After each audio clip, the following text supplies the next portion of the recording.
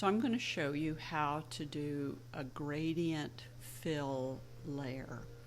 I've opened my photograph and you notice that I have a background layer now with my silhouette of the giraffe.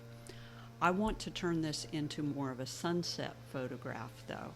So I am going to go over here to my foreground colors and my background colors, and I am going to click on kind of a bluey, twilighty type color.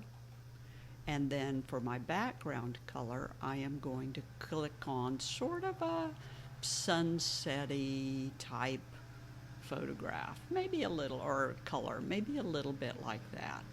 So now I have a kind of a purpley on the top and I have kind of an orangey on the bottom, sort of like a sunset might look. And then I'm going to come over here and I'm going to do a new fill layer, or a new layer, sorry, not a new fill layer, but a new layer. And then with that layer activated, I am going to now click on my gradient tool. And when I click on my gradient tool, I'm going to put my cursor above the photograph and I'm going to drag it down. And when I drag it down, now I get that purpley color on the top and I get that orangey color on the bottom.